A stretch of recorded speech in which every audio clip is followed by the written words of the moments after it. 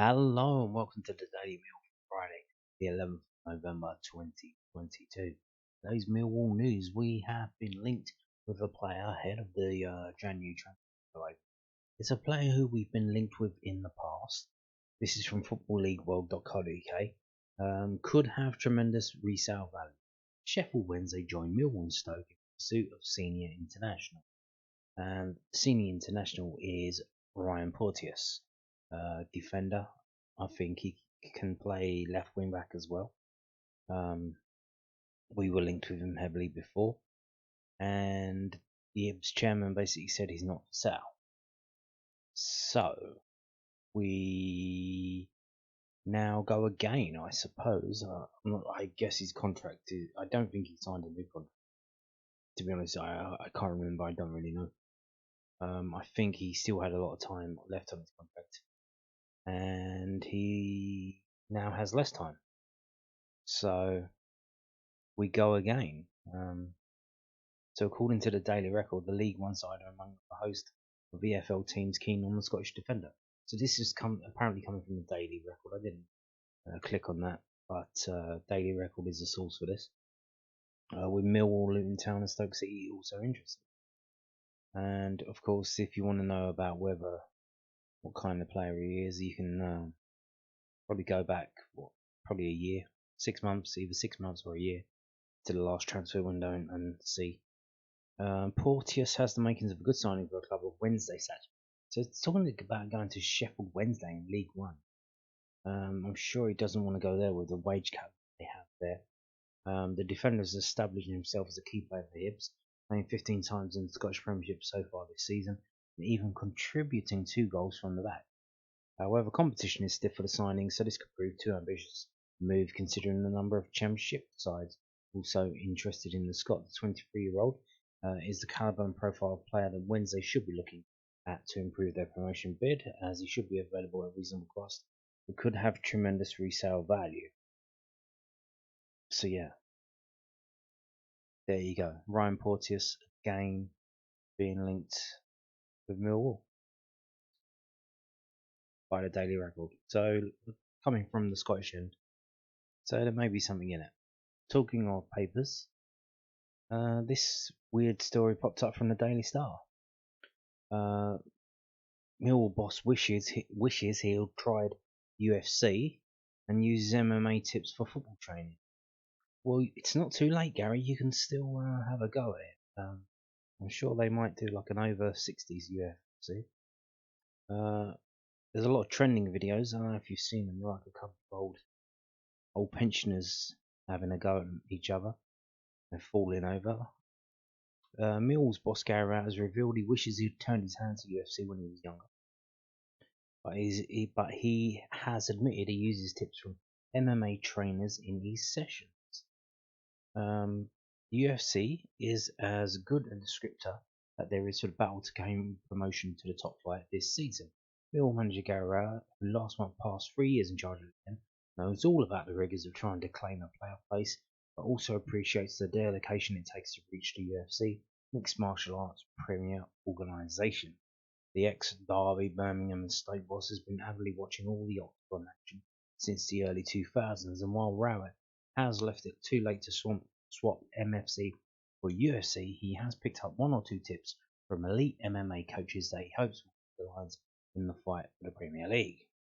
Former defender Rowett, 48, said, "If I was younger, I would have liked to have done some MMA training, but as a player you can't really risk it. And then you get to about 35 and you think, I'm too old now, I'll just get beaten up." But even as a coach now, I look at John Danaher or Firas Zahabi. If you look at some of the coaches, and it is quite interesting to see some similarities in how they talk and how they work. For example, John Danaher talks about training every day, not having any days off during his fight camps, even if they just have a lighter day where they practice technique. In the football world, where you tend to get 2 days off a week, it's certainly something that makes you think. And Firas Zahabi talks about flow, about maintaining a level of flow in training.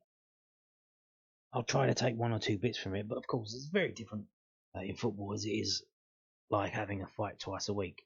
So you have to train differently, but you have to take little bits from MMA trainers and all sports to see if there are any parallels with what you're trying to achieve yourself. Millwall travelled to Preston on Saturday looking to push back towards the top places after goalless draws in their last two matches. Rowett, on one of the smaller budgets in the Championship, has made steady progress during this time. South London is now looking for the Lions to punch above their weight and land a shot at the Premier League. He added, "We understand as a club that we are, and what we've done over the last 3 years, been very close to the top six in all 3 seasons, which has shown a good level of consistency. Of course, we want to do what Luton and Barnsley have done in our last few years and break into the top six. We now want to push on before the World Cup break and then take stock and reflect." There you go. Now, it's kind of weird that the Daily Star just randomly publishing this story. I think it might be that they've taken this quote from the official EFL podcast, which Gary Rowett did the other day. So maybe from that, because I haven't listened to that yet. It's like 38 minutes long. They might have got it. Otherwise, I literally have no idea why they done this story. So moving on to some more stories. This is from southernnews.co.uk. At the moment, Longy has the shirt. Millwall discusses goalkeeper situation ahead of the World Cup break. George Long has played 10 consecutive games since replacing Bartosz Białkowski in the lineup. Gary Rowett is set to keep George Long as his first choice goalkeeper after the World Cup break, but stressed that he won't use the coming weeks to make a final decision on the situation. The Lions brought Long into the team for the first time in the Championship match in September's 2-1 win against Blackpool. He subsequently started every single game for the club, since keeping 4 clean sheets while helping them close the gap on the top 6. Some supporters were expecting former first choice goalkeeper Bartosz Białkowski to come back into the side after the World Cup. Why? Who expected that? But Rowett sees no reason to drop his current starter or the need to make an immediate decision on how they approach the remainder of the campaign in that department. At the moment, Longy's got a shirt, he told News. For about 2.5 years, maybe a bit more than that, Bart has been our number one, and rightly so, because he's been absolutely fantastic. I got to the point where I just felt I needed to make a decision. I could have made it really easy for myself in a position where I was probably under a little bit more pressure as a manager. And sometimes you can make really easy decisions that don't cause you a problem. I've always tried to make a big decision if it needs to be made. That's where I see myself as a manager. I think Longy's come in and done really well. Bart's been brilliant behind him. I know he wants to play and won't be happy not playing.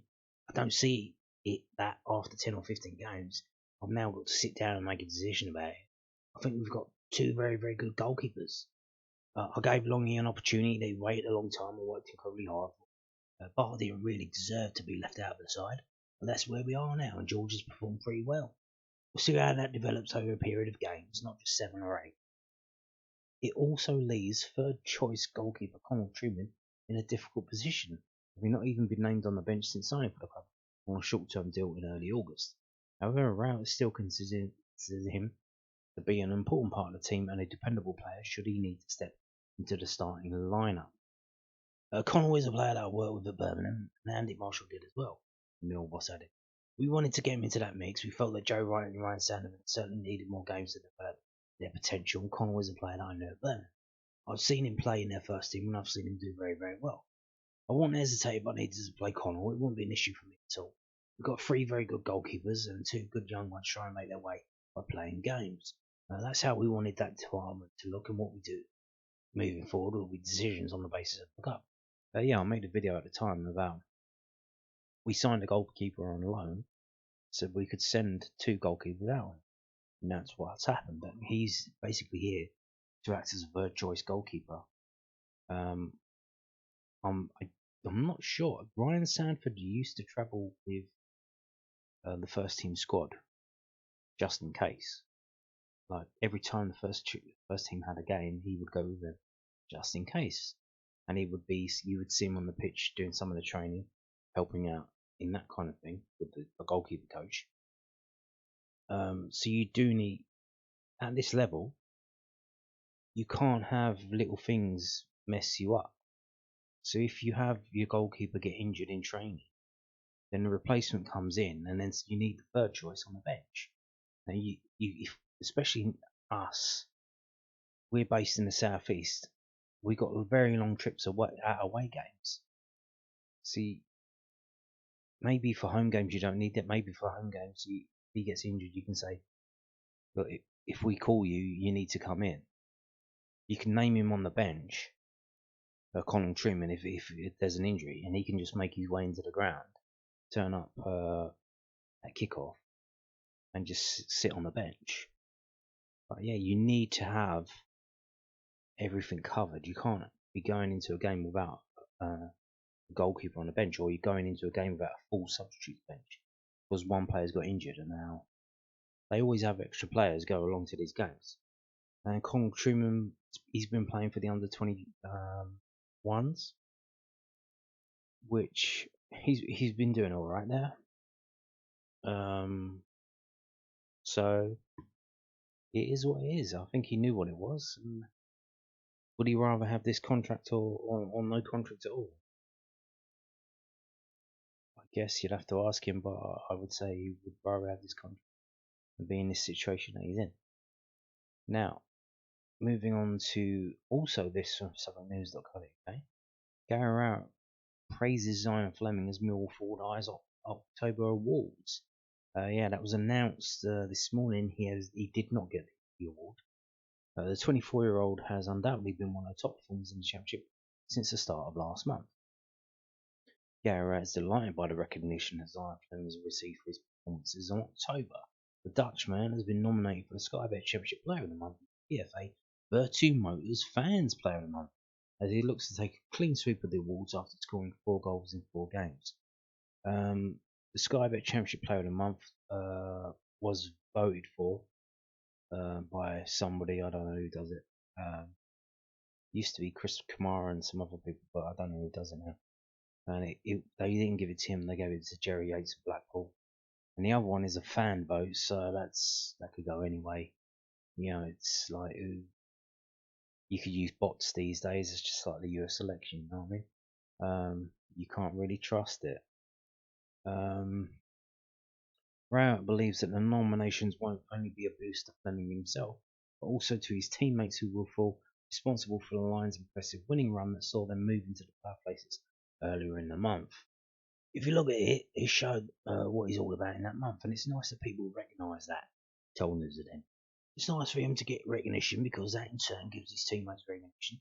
He's been in the team that won 4 straight games in that month. Actually, apart from the first game in the month, the last game in the month, we missed a few games out on either end. I'm pretty sure he'd be pretty close to winning it, if he doesn't anyway. He's been excellent. I spoke a lot about Sai, a lot about the potential, what I think of him as a player. For me, there's a lot more to come, and we'll hopefully see that over the course of the season. So there you go, there's Gara out there. Moving on now to Shaun Hutchinson. This is from londonnewsonline.co.uk. Millwall defender Hutchinson has a personal reason for Movember campaign and outlines his injury return plan. Shaun Hutchinson is targeting a return to action at Sunderland on December the 3rd and says the Championship shutdown after this weekend will help with his rehab. The experienced centre-back was forced off at half-time in last month's 2-1 win over West Bromwich Albion at the Den after injuring his hamstring. The league shuts down after the Lions' trip to Preston North End tomorrow to coincide with the start of the World Cup in Qatar. Hutchinson, who is doing Movember with some of his teammates to help raise an awareness of men's health issues, including prostate cancer, expects to be back available to Millwall boss Gary at a Stadium of Light. We knew I wasn't going to be fit for Preston, but I'll be fit for Sunderland, said the Geordie. So anywhere getting back between that was the option. But obviously there can be setbacks that can happen between now and then. But it's coming on well. If the games continued as normal, then I'll probably be looking to get back a lot earlier than Sunderland.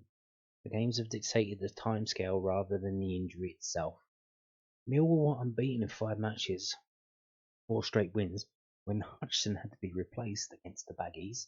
The 31-year-old had made 223 appearances for the Lions. It always happens when I start to feel good and that the balance in the team was right, said Hutchinson. I started to go into the games confident and there was a good atmosphere around the squad. We were looking at a real threat, so when the injury came along, I was just devastated.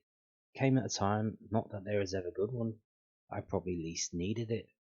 We needed the run, and it helped to get us back more to what we're all about. I know we haven't the last three, but we've had that defensive resilience about us, the determination, work rate, and effort of knowing what it's like to play for this club. Maybe we came away from a little bit at the start of the season, although we've not won the last three. There have been promising signs that we were going in the right direction for what we are and how we're going to pick up results in this league.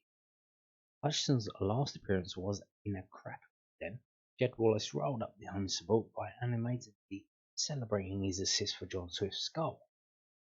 Callum Stiles levelled and baggy centre-back Cole Barley was dismissed just before Tyler Berry's 90th minute winner. It was strange because it actually turned a bit into a Jed Wallace game, said Hutchinson. That's just testament to how much impact he made on the club. Yeah, okay, he ended up getting the reception he did. A few fans were booing because of the emotions and everything that was going on, but let's not forget that people who get booed are normally ones who've had an actual impact at the club, the ones who don't need to get left alone. The atmosphere was great, as it was for the Watford game as well. It definitely spurred us on. It was looking like it was going to be a 1-1, and then they had a man sent off. They always do it. Then they just spurred us on, get over the finish line to get the 3 points. Hopefully, we can keep putting in performances like that and get the crowd really going. We're not just saying this, but when the fans are like that, we generally do pick up more points when the atmosphere is like that. Hutchinson has missed 6 league matches in total this campaign. A groin problem led to his 48th-minute replacement in a 2-0 victory over Cardiff City at the start of September. Former Fulham and Motherwell man struck the armband back on for the 1-1 draw at Rotherham on October the 5th, which marked his return. Asked about his latest setback, Hutchinson said, "As I was running, I felt a little nick in there. The younger me would probably have tried to be in denial, play through it and make it worse. I kind of knew there was damage there. As much as it was frustrating, I had to put my hands up and say, I've injured myself here, I need to come off." We went on to win the game and 3 points, which was the main focus. Hutchinson's absence has also had a knock-on effect for Jake Cooper. Hull's attempts to nullify the aerial prowess of the Giant centre-half inside their area were risky, but went unpunished by referee John Busby. People have been watching us and have seen how much of a threat and handful we can be, said Hutchinson, who came Saturday's stalemate. I think it might have been West Brom who had a guy grabbing him and another guy winning it. Teams are watching that and seeing it as a way to have success. I know when I'm playing, I try to block the men that are blocking him. I work on ways to get him free because if he's free, then 9 times out of 10 he's going to be winning the header. Teams can try and block him and grab him, but we can also block them before that. It has turned into a bit of a battle. It's also a compliment to us because we're doing it and teams are trying their hardest to prevent it. It happens up and down the country, and when something is working, someone is a threat, the other team will probably work extra hard on that. Hutchinson's fundraising push has a personal touch, with his father-in-law diagnosed with prostate cancer 6 months ago. Scott Malone, George Honeyman, Mason Bennett and Danny McNamara are also growing their facial hair until the end of November. I've not got a great beard, so I'll probably struggle, said Hutchinson. Might need to get a pen and put a few dots in mine to make it look a bit thicker. I'll get nowhere near Scotty's level. I don't know if he started before the month, but it's very, very impressive. If it helps 10 or 20 people go and get checked or if they have symptoms they're not sure about, then it will have been worth it. It helps a lot if men catch these things early on. We're in a very fortunate position where, as footballers, we have a platform to shine a light on it. The initial target of £1,000 has been achieved. Anything else now is a bonus, said Hutchinson. It was not just about how much money we could get for doing this. The main goal was that it's a different way to raise awareness and hopefully get people talking. People can donate by searching Millwall Football Club on uk.movember.com. And yes, and also maybe check your balls for lumps. And there is a test you can do for prostate. And maybe look into getting that if you've been having problems. Now, at the club this weekend, even though it's an away game at Millwall, you can have 20% off clothing in the Lionstore this weekend. So this is between today, Friday the 11th, and 5 p.m. on Monday the 14th of November. So on Monday as well, all day Monday, Millwall supporters can take advantage of 20% off clothing in the Lionstore. But there is an asterisk, so Exclusions apply. With hats, scarves, polo jackets, polo shirts, jackets, and more on offer. Shop with Hummel now and make great savings. So I believe this is online and in the in person. Remember, you must have a Mill profile to make online purchases. With the Lions, yes, you need to register. You set up your Mill profile and then you can use that to go on the ticket site, go into the Lionstore site, go onto the Mill TV site and do what you need to do. But you need to sign up for that first. So exclusions apply, but they do not tell us what the exclusions are. Interesting. Okay. Is this on top of the discount you already get if you're a season ticket holder or a member? Don't know. Maybe that's the exclusion that applies. I don't know. Talking of buying things online, millsupportersclub.co.uk. So Remembrance game was last week against Hull, and they've got a few of these badges left over if anyone wants to buy any. The Falkland Islands one that was designed by the 18-year-old Millwall fan, got his design approved. Looks pretty nifty there. That was a design. That's what they've made of it. Looks incredible, doesn't it? And then they've got this one here, the Millwall 2022 one. Suggested price of £5, but you can pay more. Just go to millsportsclub.co.uk if you want to get that. And the money will obviously all be passed on to the Royal British Legion. And now, moving on to the main event, Preston North End away tomorrow. So, here we go from 11v11.com. A historical record of our trips up to Lancashire, Preston North End, Deepdale. Have they always played at Deepdale? They must have done, though. 1928 was the first time we went up there. We actually beat them 4-3, and then we alternate over the next couple of years between losing there and winning there. Going up to 1934, we lost 4-2, and then there's a massive gap because obviously they get up into Division 1. They've got Stanley Matthews. Is it Stanley Matthews and all that jazz? They do a lot in Division 1. They make a name for themselves. And then the Jimmy Hill and the maximum wage is scrapped, and clubs like Preston and Burnley and Accrington and Blackpool see themselves slide down the divisions, and then they come back down to Division 2 where we are in 1966, and we lose 2-1. But then we go up there and win a couple, 1-0. And but then it's in the 1970s. It is a sea of red. We lose. We do not win up at Preston between 1969 in March and 1998 in, weirdly, the 10th of November, a similar date to today. That's the last time. So that's when we won there 1-0, and that is a gap of not winning up at Preston in 1, 2, 3, 4, 5, 6, 7, 8, 9, 10, 11, 12 games. We go on a 12 game without a win streak from 1969 to 1998. Incredible. So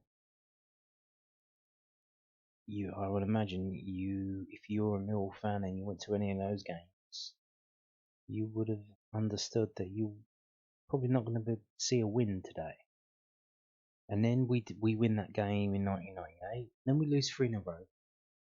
We have another win in 2004. Obviously, that's a good year for us. February 2004. And then we go on another winless run of 1, 2, 3, 4, 5 games. A win. Although 3 of those are draws. Until we come to modern day, where we are now. The last time up there was a 1-1 draw. Earlier this year in April. Before that in 2020 in February and October. 2-0 and 1-0. So we are currently on a 3-game streak of not losing at Preston North End. So that's not bad. I think that's the best it's ever been. Yeah, I think that is the best it's ever been. Oh, we have this similar one here, 1960s, 1968, 1969, 1969. That's 3 games without defeat.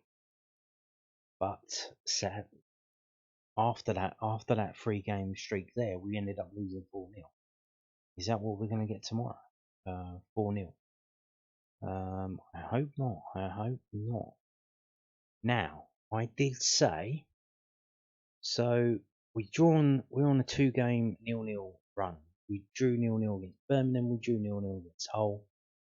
And Preston this season, they have a very strong defence and a very weak attack. They've got a lot of points, but they haven't conceded a lot of goals. They've scored a lot of goals. Which obviously drew praise from Gary out the other day, because I'm sure he would love me all to play that. Sadly, the fans want some goals, but it kind of suggested that the game could be another 0-0. Because we're shit away from home. They're struggling to score, but they keep clean sheets.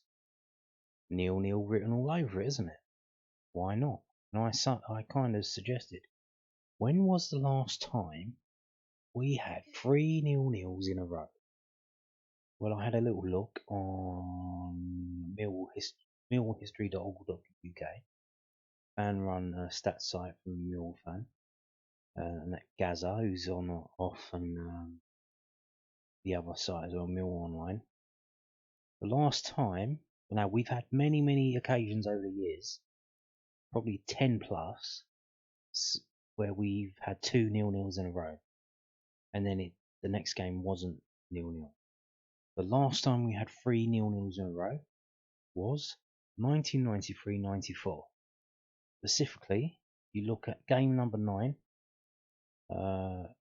Division 1 against Derby at home, in front of a crowd of 9,881. We drew that game 0-0. The game after that, midweek, Watford away, Vicarage Road, 5,954, Graham Pole, referee. That was a 0-0. Then, game 11, Peterborough away, 0-0. So that was the last time we had 3 0-0s in a row. 93-94, and the type of players we had there, we have Kerr, Ray, Bavia, Murray, Bogey, Mitchell, Goodman, Kennedy, Cunningham. We've got Kenny Cunningham, Barber, Tony Dolby, so Uxford, Morley, Van der Howe. That was the era. That was the last time we drew 3 0-0s in a row. And coincidentally, this is the season when I was ball boy down at the old den. This was at the old den, by the way. Game number 5, Anglo-Italian Cup, 1st of September 1993 against Charlton, 2-2 draw. We were winning, and then they ended up. We were winning 2-0. They ended up scoring just before half time, and then they ended up scoring later on to bring it 2-2. I was ball boy for that game. Long fucking time ago now. Yeah, crazy days, huh? Yeah, what a coincidence. What a coincidence. The last time we had 3 0-0s in a row, literally 2 weeks earlier, I was the ball boy at the game. Crazy. So, there you go. So, that's kind of, I've kind of gone off the 0-0 now. I don't think it's going to be a 0-0. This is so rare. This is 29 years ago. So I can't say it's going to be a 0-0 again. Well, you never know. So let's have a look and see what the fuck it will be. So this is from WhoScored.com. There are a few 0-0s there, by the way. So this is our last 6 trips up to Deepdale. Preston have won 1, we've drawn 3, and we've won 2. So more draws than victories for either side. Also a very low scoring affair. Over 6 games they've scored 4, we've scored 6. 0-0 might be back on the table actually, haven't seen this. Okay, let's scroll down. So here's the table as it stands. They played 20 games, 8 wins, 7 draws, 5 defeats. But they love a draw as well. Here's where it gets weird. 16 goals scored, 16 goals against. Goal difference of 0. We look at home form. They're not very good at home. They are not very good at home. Now they may have played all the hard games at home. Like we've played all the hard away games. We've played Norwich away, Sheffield United away, Burnley away. So we've had some hard away games. So they've only scored five home goals in 10 games.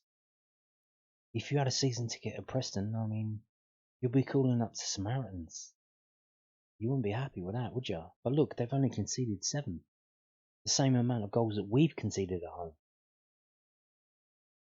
So this does have a look of 0-0 about it.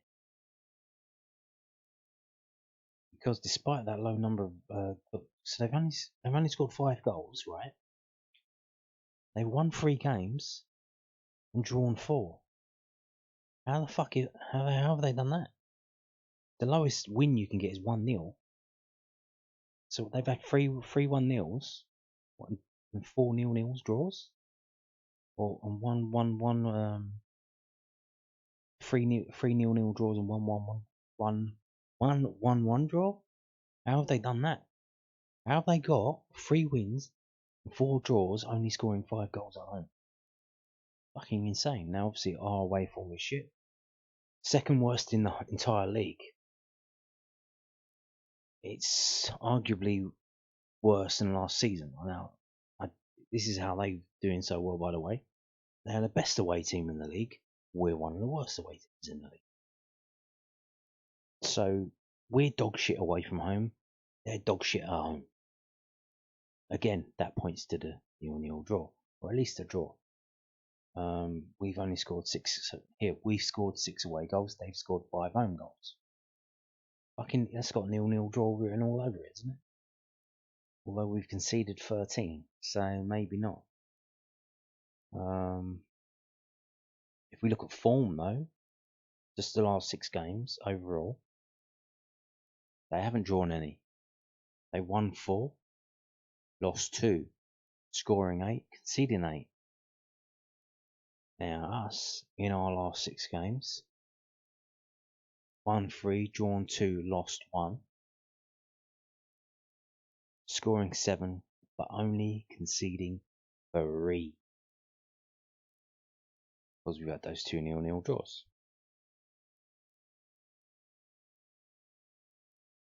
Now, looking at Preston's last 6 home games, Millwall's last 6 away games.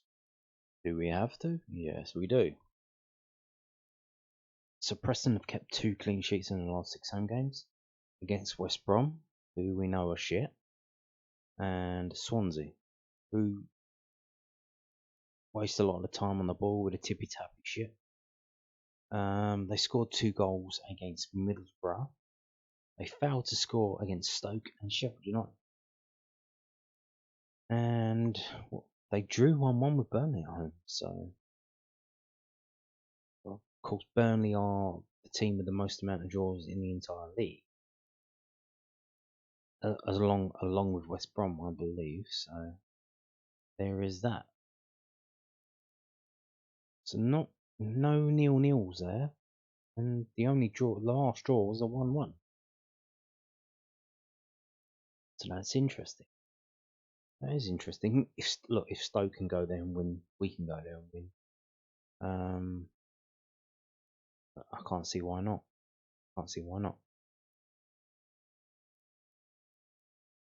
Oh, our away form is probably why not, because we failed to score in our last 2 away games against Huddersfield and Birmingham. Now, Birmingham played tonight. They were at home and they lost 2-1 to Sunderland. In our last 6 away games, we failed to score in 3 of them, including the Burnley one. We've only scored twice in one game. That was Bristol City, the game we won. So it seems, and that Birmingham game, that was our first clean sheet. So in order to win an away game, we need to score 2, unless we keep a clean sheet, which we've only done once, and that was in that 0-0 game. So if we do concede 1, we're going to need to score 2 to win. If we don't do that, it could be a 1-1 draw. But I'm thinking with Preston's shit ability, we could keep them down to a clean sheet. So then, can we nick a goal, or is it going to be a 0-0? Here are the team's strengths and weaknesses. So we've got a lot more strengths, but also a lot more weaknesses. They attack down the left. That's fantastic. That is brilliant for us, because Danny McNamara hopefully will mop all that shit up, because he's very good at defending. Going forward, not so much. Mill will take a lot of shots, attack through the middle, long balls, temp crosses, often control the game in the opposition's half. Okay. So, match facts on the right hand side. There have been under 2.5 goals scored in 9 of Preston's last 10 home games. Preston have seen under 2.5 goals in 7 of their last home matches against Millwall in all competitions. Millwall have failed to score in their last 3 matches, indeed. 2 0-0s and a 1-0 defeat. Millwall failed to win 14 of their last 15 away matches. Yes. Going back to last March, we've only won 1. That was at Bristol City. So, you could say we're due a win. Or you could say this game is historically a dog. And if it's 0-0, it wouldn't surprise me at all. So let's move on to their prediction. What do they predict? They've got their team. They think Styles has come back in. You never know. I don't know what's going on. Troy Parrott apparently is out, that's great for us, isn't it? The prolific Troy Parrott is unavailable, because you knew he would have scored a hat-trick against us. Joking. He's dog shit. Prediction. Preston are finding their form in the build-up to the World Cup break. Ched Evans' brace helping the Lily Whites to a 2-1 away win against Reading last weekend. Ryan Lowe's men have climbed to 7th after taking 4 wins from their last 5 league games. Millwall failed to make their extra man advantage count last weekend, as they were forced to settle for a goalless draw against a 10-man Hull side. Progress has stalled for Garrett side, who are now winless in 3 league games. And they predict Preston 1, Millwall 0.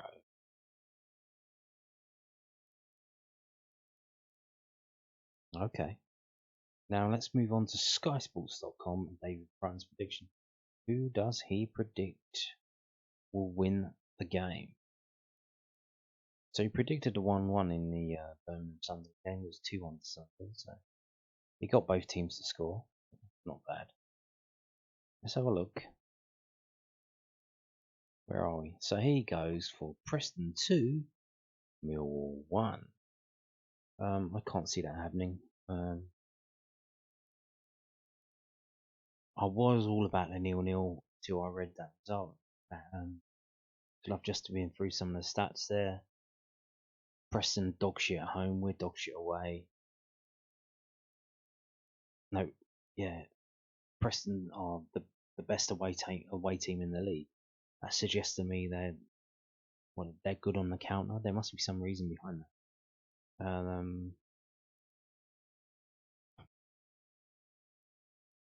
I'm actually going to go Preston 0, Millwall 1. I don't know why, I just am. So yeah, I think it's going to be our second away win of the season. I think it's overdue. We should have won more by now. But yeah, I'm going to go for a 1-0 Millwall win. And on that note, thank you for watching and goodbye.